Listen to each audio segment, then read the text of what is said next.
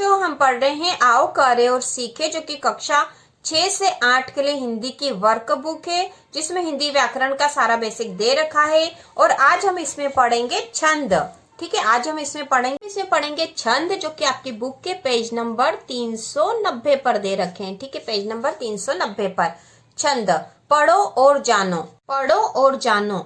जहाँ राम लक्ष्मण ही निहारी, बोले बचन मनुज अनुसारी। अर्धरात्रि गई कपि नहीं आयऊ, राम उठाए अनुज उर लायऊ।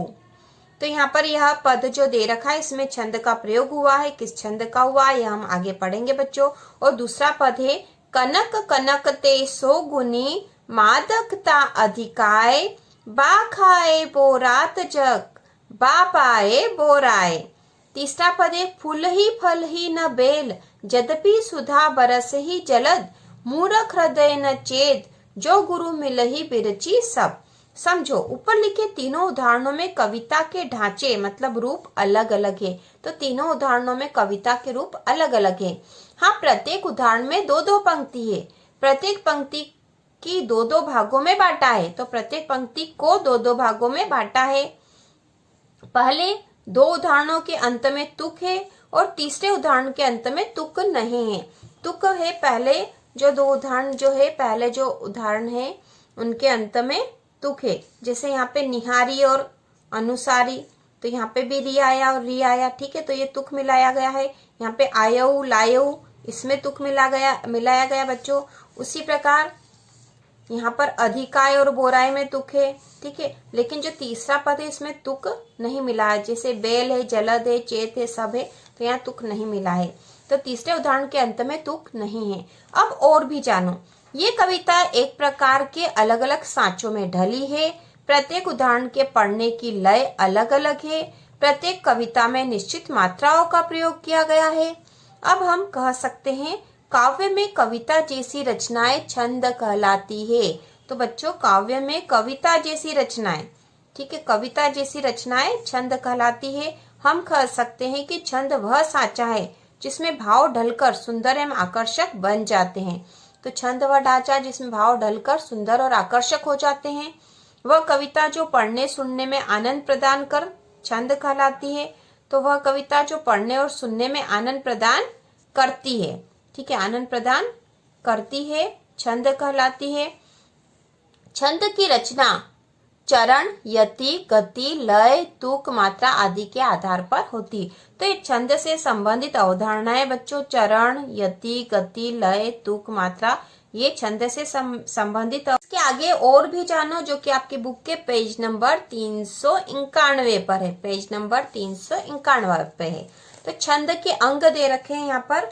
छंद के अंग है चरण, यति, गति, लय, तुक, मात्रा, गण। तो छंद के जो है यह 7 अंग है। चरण, यति, गति, लय, तुक, मात्रा और गण। तो ये 7 जो है छंद के अंग है। उदाहरण दे रखा है यहाँ पर।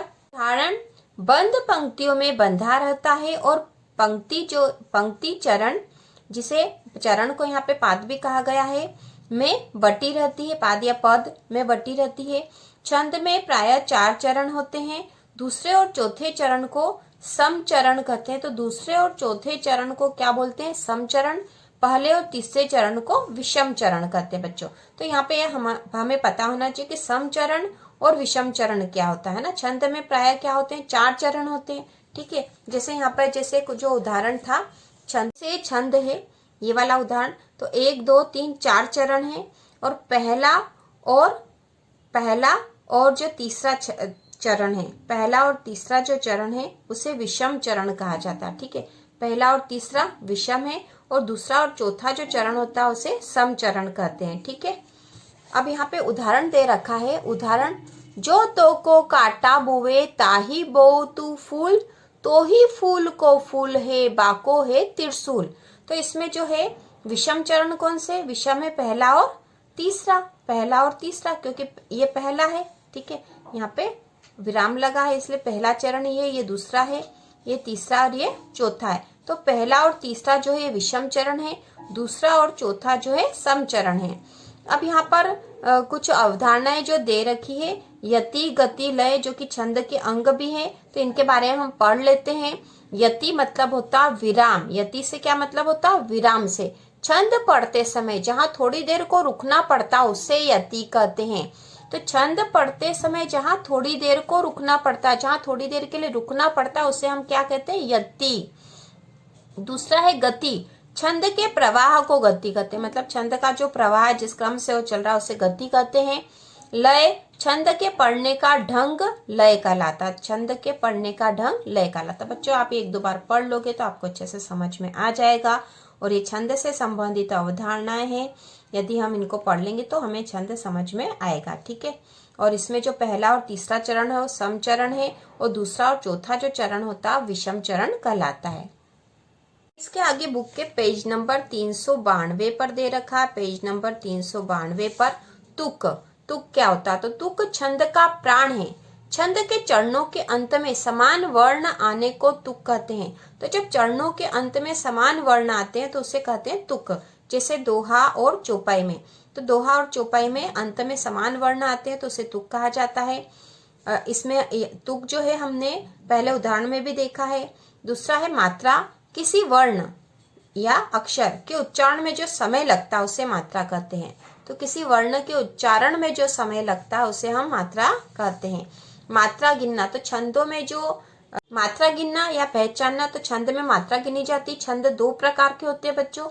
ठीक है। छंद जो है मात्रिक छंद और वार्णिक छंद होते हैं। तो मात्रिक छंद जो है मुख्य रूप से मात्राओं की गिनती के आधार पर ही उसका वर्णन होता है। तो मात्रा गिनना, ह्रस्व स्वर, ह्रस्व मतलब छोटा, ठीक है, ह्रस्व स्वर अ, ई, उ, री की मात्रा लघु कहलाती है। इसकी एक मात्रा गिनी जाती है और इसका संकेत लघु है। ठीक है, इसका संकेत लघु है, ये इस तरह का संकेत होता है इसका लघु।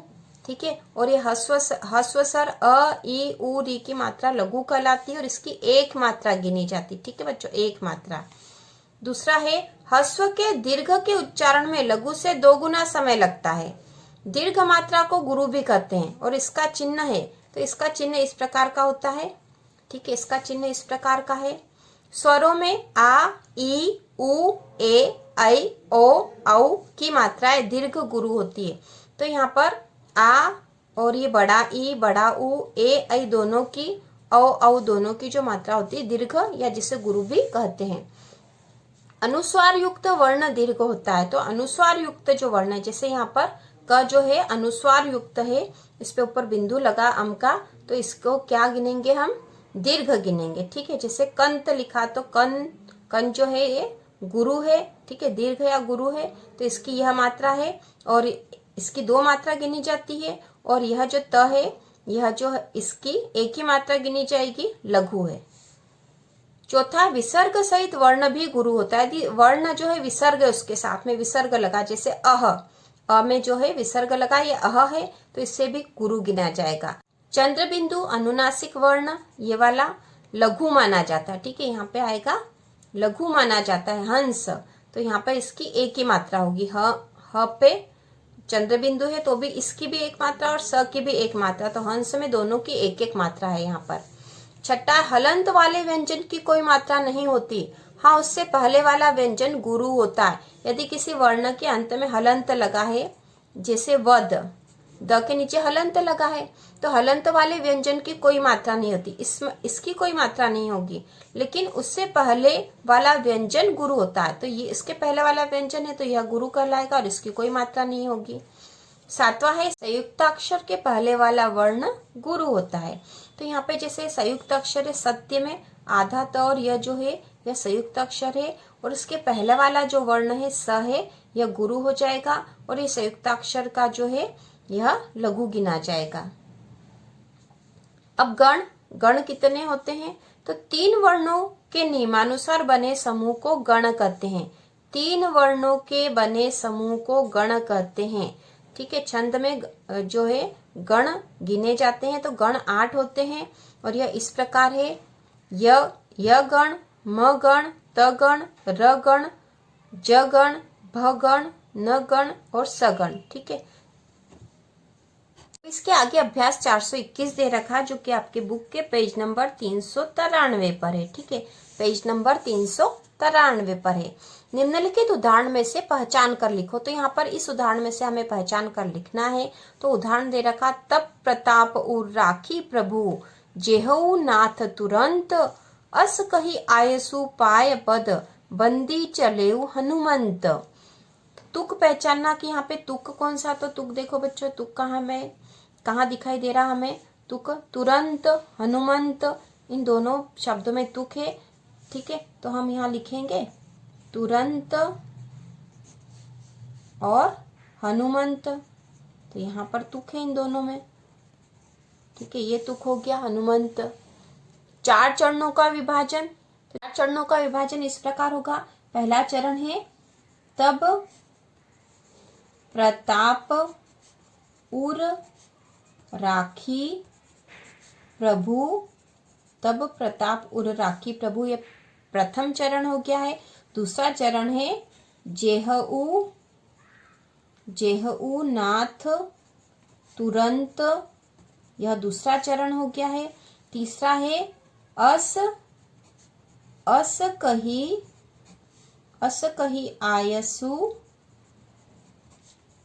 पाय पद, यह तीसरा चरण हो गया बच्चों। और चौथा चरण है बंदी चलेऊ हनुमंत, बंदी चलेऊ हनुमंत। तो ये 4 चरण हमने यहाँ लिख दिए हैं। अब यहाँ पर एक पंक्ति लिखना है ना, एक पंक्ति। तो एक पंक्ति होगी तब प्रताप उर राखी प्रभु जेहू नाथ तुरंत। ठीक है, यह एक पंक्ति लिख दी है, इसमें 2 चरण है। ठीक है, आगे है अभ्यास 422 जो कि आपकी बुक के पेज नंबर 394 पर है। बुक के पेज नंबर 394 पर है। मात्राएं गिनकर लिखो। तो यहाँ पे हमें इनकी मात्राएं गिनकर लिखना है छंद के आधार पर जिस तरह मात्रा गिनी जाती है। तो यहाँ पे लिखा राजा।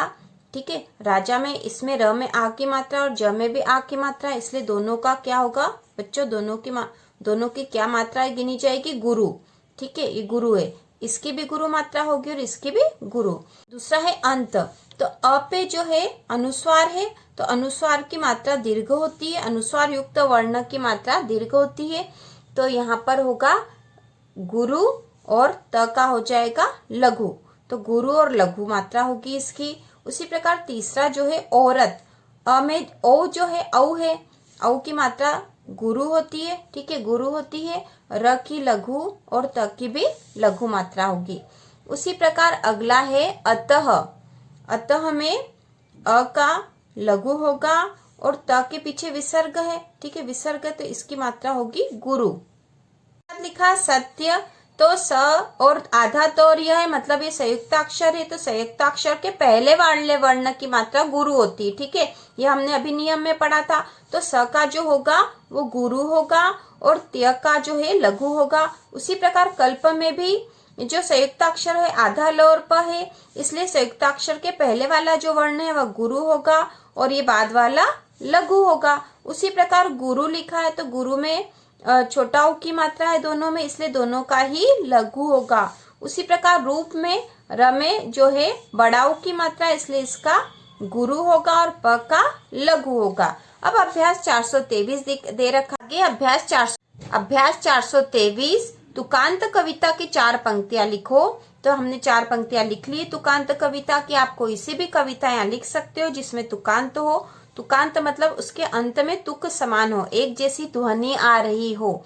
ठीक है, तो हमने लिखी है बहिन आज फूली समाती न मन में, तड़ित आज फूली समाती न घन में, घटा है न झूली समाती गगन में, लता आज फूली समाती न बन में। तो इस प्रकार ये तुकांत कविता, सबके आखिरी में मैं आ रहा देखो बच्चों, इसलिए तुकांत कविता है। अब अगला जो है इसमें प्रश्न दे रखा है, रिक्त स्थानों की उचित शब्द लिखकर पूर्ति कीजिए। तो रिक्त स्थानों की यहाँ पूर्ति करनी है। के प्रवाह को कहते हैं, तो यहाँ पे आएगा छंद के प्रवाह को। ठीक है, छंद के प्रवाह को गति कहते हैं। ठीक है, छंद आएगा यहाँ पे बच्चों, द्वंद गलत लिखा है, यहाँ होना चाहिए था। छंद के प्रवाह को गति कहते हैं। तुक छंद का प्राण है, ठीक है, तुक छंद का प्राण है। मात्राएं दो प्रकार की होती है, तो मात्राएं दो प्रकार की होती है, गुरु और लघु। मात्राएं दो प्रकार की होती है, गुरु और लघु। दोहा सोरठा छंद में दूसरा और चौथा चरण कहलाता है। तो दूसरा और चौथा जो है समचरण, ठीक है, समचरण और विषम चरण होते हैं, इसलिए दूसरा और चौथा जो चरण है वो समचरण कहलाता है। तो यह हमारा जो अभ्यास 394 पूरा हो गया है।